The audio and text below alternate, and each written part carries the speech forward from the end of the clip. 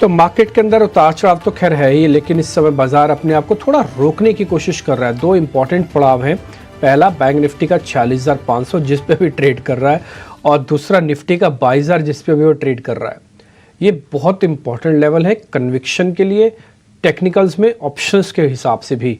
तो ये दोनों की इंपॉर्टेंस बहुत है। हालांकि आप वैसे एवरेजेस के हिसाब से देखेंगे तो 100 पॉइंट नीचे एवरेज है इसकी, बट फिर भी ऑप्शन चेन के हिसाब से बहुत इंपॉर्टेंट लेवल है। इनका टिकना आज की डेट में बहुत ज़रूरी है। खैर, हम बातचीत करने जा रहे हैं अपने महारथी वाले सेगमेंट के अंदर आज एक बड़ी खास मेहमान से, और दिन भी बहुत बढ़िया है बातचीत करने का, और साथ ही टॉपिक भी बहुत अच्छा है क्योंकि उनकी भी काफ़ी पारखी नज़र है इस चीज़ को लेकर। एडलवाइस म्यूचुअल फंड के CIO त्रिदीप भट्टाचार्य हमारे साथ जुड़ रहे हैं बातचीत करने के लिए। त्रिदीप, बहुत बहुत शुक्रिया। First of all thank you very much समय देने के लिए। आज मैं जैसे शुरुआत में भी कह रहा था कि दिन भी अच्छा है और आप मेहमान हमारे बहुत ही अच्छे हैं जिनसे बातचीत करके काफ़ी इंसाइट्स मिलते हैं। सर, मैं एक बर्निंग टॉपिक या फिर एक ऐसे इशू के साथ शुरू करना चाहता हूँ जिस पे आपकी भी नज़र होगी और काफ़ी क्लोजली आप भी वॉच कर रहे होंगे। वो है मिड कैप और स्मॉल कैप में जो फॉल हुआ, उसके बाद रेगुलेटर की एंट्री हुई, या मैं बोलूँगा पहले रेगुलेटर की एंट्री हुई बाद में फॉल हुआ, जैसे भी हुआ। तो इस पे पूरे घटनाक्रम पे आपका क्या मानना है? क्या वास्तव में मिड कैप और स्मॉल कैप में फ्रॉड था और रेगुलेटर के आने से या उनकी बातें रखने से वो फ्रॉड छट गया, ऐसा कुछ आपको लगता है? अन्ना, पहली बात तो धन्यवाद मुझे आपके बहुत ही फेमस शो में इनवाइट करने के लिए। मैं ये कहूँगा कि देखिए, ओवरऑल अगर आप मिड और स्मॉल कैप की रैली देखें जो करीबन पिछले साल मार्च, अप्रैल, मई से शुरू हुई, और काफी अच्छा रिटर्न हम लोग को देखने को मिला। इनफैक्ट अगर आप हमारा मल्टी कैप फंड जो कि सितंबर में आया वहां से देखें तो वही 35% अप है। सो बाकी मिड और स्मॉल कैप्स तो और भी अच्छा उसमें ओवरऑल सेगमेंट में किए हैं। इसके सामने एक करेक्शन जरूरी था, और जब करेक्शन होना होता है तो उसका कोई एक कारण देखने को मिलता है। वो कारण कभी रेगुलेटर हो सकता है, कभी उसका कारण कोई ग्लोबल इवेंट हो सकता है, कभी कोई इंडिया में ही इवेंट के उसमें होता है। तो हम लोग इवेंट को ना फोकस करते हुए अगर हम रैली को देखें और ये देखना चाहें कि क्या इरेशनल एक्सुबरेंस था, तो मेरा मानना यह है कि मिड और स्मॉल कैप में सम पॉकेट्स, कुछ इलाकों में इरेशनल एक्सुबरेंस, जिसको हम कहेंगे कि थोड़ा सा फ्रॉड कह लीजिए या इरेशनल एक्सुबरेंस कह लीजिए, वो था। लेकिन इसका मतलब ये नहीं है कि मिड और small cap is basically wrong place to be. ये जो पहला स्टेटमेंट है, ये दूसरे स्टेटमेंट को बैलेंस करना बहुत जरूरी है। वो इसलिए कि देखिए, लार्ज कैप में वैल्यूएशन फेवरेबल है, लेकिन मिड और स्मॉल कैप में अर्निंग्स ग्रोथ काफी अच्छी आ रही है पिछले 1-2 सालों में। सो इन दोनों को बैलेंस करते हुए चलना है। स्टॉक पिकिंग को जो है थोड़ा बैलेंस तरीके से करना चाहिए, as oppose to being too heavy on mid और स्मॉल कैप और वन सेगमेंट, और पूरा इग्नोर भी नहीं करना चाहिए। तो मेरे ख्याल में एक मच वांटेड करेक्शन कह लीजिए। तो मैं देख रहा था कि from peak mid and small caps have corrected about 10-12%। I am talking the index, individual stock शायद ज्यादा भी करेक्ट हुए हों, बट इसको मैं देखता हूं एक हेल्दी करेक्शन के तरीके से। जैसे जब ये करेक्शन हो रहा था, हम लोगों ने हमारे, अगर आप फंड फ्लोज में देखें तो नेट वी वर बायर्स। सो कुछ जगहों पे जहां पे कुछ शेयर ज्यादा गिर गए, we were able to buy little more, जो पहले काफी भाग गए थे। सो इसलिए मैं इसको हेल्दी करेक्शन की तरफ से देखता हूं। इसमें जो करेक्शन हो रहा है वो फिलहाल हेल्दी करेक्शन है। नमस्कार भट्टाचार्य जी। नमस्कार मिस्टर बाला, मैं सृष्टि बात कर रही हूँ। और मिस्टर बाला, आपसे जानना चाहेंगे, देखिए आपकी कंपनी ने जो स्ट्रेस टेस्ट का रिपोर्ट कार्ड है वो भी जारी किया, और ऐसा तो बिल्कुल दिख रहा है कि आप उस रिपोर्ट कार्ड, आपकी कंपनी उसमें अच्छी तरीके से पास होती हुई दिखी है। सबसे पहले उसके बारे में हमें बताइए, और साथ ही देखिए जो पूरा रेगुलेटरी का एक्शन देखने को मिला, उससे क्या एक सेंटिमेंटल हिट आते हुए देख रहे हैं आप लोग? क्योंकि पिछले 12 से 14 महीने में हम लगातार देख रहे थे कि स्मॉल कैप और मिड कैप्स में जो फंड्स का इन्फ्यूजन था, SIP का जो पार्टिसिपेशन था, वो काफ़ी मजबूत था। तो क्या इस महीने में थोड़ा सा हिट है, और आने वाले समय में आपको क्या लगता है किस तरीके के इन्फ्लोज रहेंगे? पहले बार देखिए, अपना फंड के बारे में अगर स्मॉल मिड कैप का जब बताना है, we have about the number comes of course much better than maybe we can take the average number of the industry. The way I think जो internally जो मैनेज हम लोग करते हैं, that पोर्टफोलियो मैनेजर्स का जो पोर्टफोलियो कंस्ट्रक्ट करने के टाइम जो रिस्क समझ के जो पोर्टफोलियो कंस्ट्रक्ट करना है, वैल्यूएशन के हिसाब से पोर्टफोलियो कंसिडर करना है, जो फ्लोज के हिसाब से भी उनको भी जो डिसीजन लेना है। आई थिंक सब मिलके जो मॉनिटर हम लोग इंटरनली करते हैं, देयरफॉर जो नंबर्स आज वाला म्यूचुअल फंड का जो स्मॉल मिड कैप का नंबर आया है, it's of course it pass the test completely. But ये भी कहना चाहता हूँ actually that where the numbers are higher we must also give credit to them, जो एक्स्ट्रा रिस्क लेके उनको जो पोर्टफोलियो बनाया होगा उसको रिटर्न में भी देखेगा actually. Therefore, it has to be looked at risk and return दोनों साथ में देखना पड़ेगा। Then only I think you will be able to come to a judgment in terms of investors को कितना फायदा भी हुआ और रिस्क लेने के बाद भी।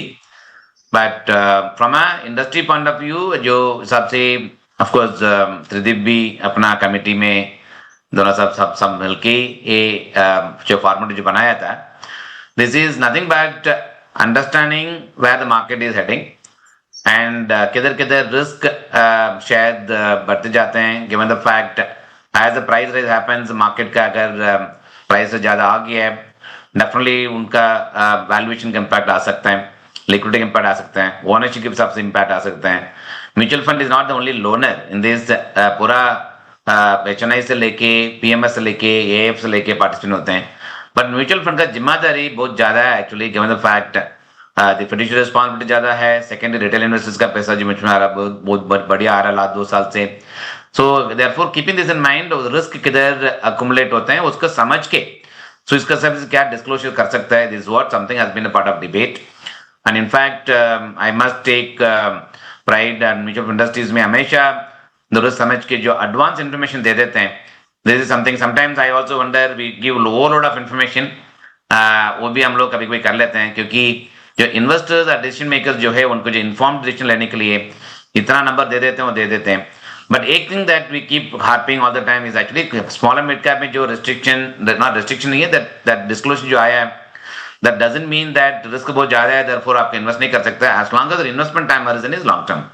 ये स्मॉल एंड मिड कैप में अगर कोई भी अगर निफ्टी में आया 1 साल के लिए 2 साल के लिए आया, तो मेरे हिसाब से स्मॉल एंड मिड कैप का डबल होना चाहिए नंबर पीरियड, 5 साल का डालना चाहिए, 7 साल डालना चाहिए। अगर 5-7 साल डालेंगे या वॉलेटिलिटी जो हिसाब से आज के दिन पे जो वरी जो है, but that always remain as worry in every market, remain as worry as long as investment time is a longer term. मेरे हिसाब से worry we should not pay too much attention on those worry, given the fact longer term में equity market हमेशा actually अच्छा perform करते हैं, क्योंकि the multiplier effect is quite large.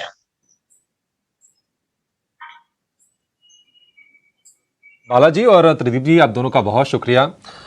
नमस्कार, अभिषेक बोल रहा हूं मैं। त्रिदीप, सवाल अगला आपसे होगा। आप ये बताइए कि जो भी दिशा निर्देश मिले थे एमफी की तरफ से, तो आप फ्लोज को नियंत्रित करने के लिए किस तरह के मेजर्स आप उठा रहे हैं? और दूसरी चीज, अगर आप मिड कैप स्मॉल कैप में देखें तो ये जो करेक्शन, वैल्यू करेक्शन हो रहा है, प्राइस करेक्शन जो हो रहा है, क्या इसके बाद कहीं कुछ वैल्यूएशन आपको आकर्षक लग रहे हैं या फिर आपका रुझान अभी लार्ज कैप की तरफ ही है? पहली बात तो ये कि ये जो रेगुलेटर की तरफ से डायरेक्शंस आए हैं, जैसे बालाजी कह रहे थे कि उनसे पहले हम लोगों से कंसल्टेशन किया गया, this is a step in the right direction. जहां पे भी ट्रांसपेरेंसी बढ़ती है, हमने देखा है, कोई भी इंडस्ट्री ले लीजिए, जहां पर भी ट्रांसपेरेंसी बढ़ी है वहां पे लोगों का निवेश करने का जो वॉल्यूम्स है वो बढ़ा है। तो आई वुडंट बी सरप्राइज कि इसके बाद SIP नंबर्स और जो फ्लोज हैं ओवरऑल टुवर्ड्स म्यूचुअल फंड वो इंक्रीज होगा over a period of time. और जो इन्होंने बताया है कि from a risk stand point कहाँ रिस्क बैठता है वो जानना जरूरी है। तो जैसे हमारे फंड्स के आप फ्लैश कर रहे हैं, overall 50% of the mid cap portfolio को हम ऑफलोड कर सकते हैं 2 डेज में। सो इसका मतलब ये है कि from an investor stand point जब वो इन्वेस्ट करना चाहें even with a long term outlook, निकालने में दिक्कत नहीं होगी और कभी उनको जो रिटर्न ऑफ कैपिटल है वो आने में कोई तकलीफ नहीं होगी। और ये केवल मेरा ही नहीं, अगर आप पूरे इंडस्ट्री में बाकी सबका भी देखें तो बहुत से फंड्स ऐसे हैं जिनका भी नंबर्स बेहतर आए हैं। तो ये पहली बात, तो ये this should बॉल्स्टर confidence for retail investor कि मिड और स्मॉल कैप में अगर हम पैसे लगाएं और कभी निकालने की जरूरत पड़े तो बड़ी आसानी से निकाला जा सकता है। ये पहली बात। दूसरा, आपने पूछा कि ये मार्केट करेक्शन में कुछ ऐसे जगह हैं जहां पे कि वैल्यूएशंस अट्रैक्टिव हैं कि नहीं। सो पर्टिकुलरली हमारे कुछ जो एग्जिस्टिंग होल्डिंग्स हैं, जहां पे हम लोगों ने देखा कि थोड़ा सा मैक्रो इम्पैक्ट के वजह से करेक्शन देखने को मिला on an average about 5 to 10%, वहां पे हमने थोड़ा सा डेवलप किया है। नए शेयर्स की तरफ अभी भी हमने रुख नहीं किया है, क्योंकि वहां पे मुझे लगता है कि अभी भी शायद थोड़ा और करेक्शन अगर हो तो प्राइसेस शायद बेहतर मिल सकते हैं। बट यस, कुछ हमारे जो एग्जिस्टिंग होल्डिंग्स है वहां हमने जरूर डेवलप किया है on a bottom up basis in this correction, क्योंकि फंडामेंटली अगर आप पिछले रिजल्ट सीजन में नतीजे देखें तो आप पाइएगा कि जो on an average earnings estimate है मार्केट का, that has gone up by about 2%। मतलब जो earnings delivery है for Indian companies that is intact। सबसे बड़ा confidence की बात वो है कि आप मिड और स्मॉल कैप में अगर आप देख लें, ऐसा नहीं है कि काफी नतीजे खराब आए हैं, नतीजे और नेट बैलेंस एक्सपेक्टेशन से बेहतर आए हैं। तो ये करेक्शन को उस अर्निंग्स एस्टिमेट के मद्देनजर अगर हम देखें तो सम ऑफ द एग्जिस्टिंग होल्डिंग्स में अच्छा मौका मिला है ऐड करने के लिए, और ये जरूरी भी था। ठीक है बाला सर, एक सवाल आपसे होगा और बड़ा बेसिक क्वेश्चन है। कई बार हम कैटेगराइजेशन की अगर बात करते हैं कि कौन सी कंपनी मिड कैप है, स्मॉल कैप है, लार्ज कैप है, हम सीधे सीधे एक मैट्रिक्स डाल देते हैं कि ये मार्केट कैप है, इसके हिसाब से ये लार्ज कैप हो गया, ये मिड कैप हो गया।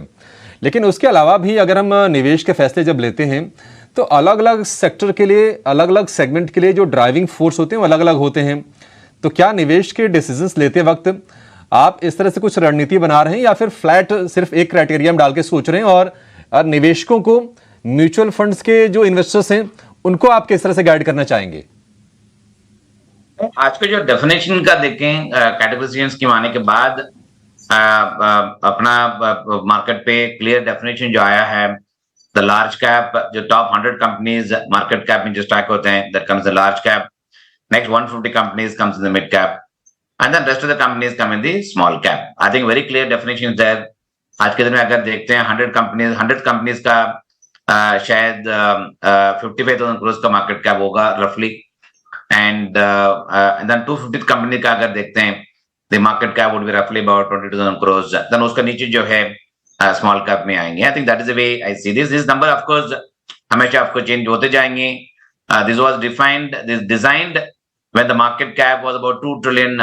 सो आज के दिन में इज अबाउट $4.5 ट्रिलियन का हो गया।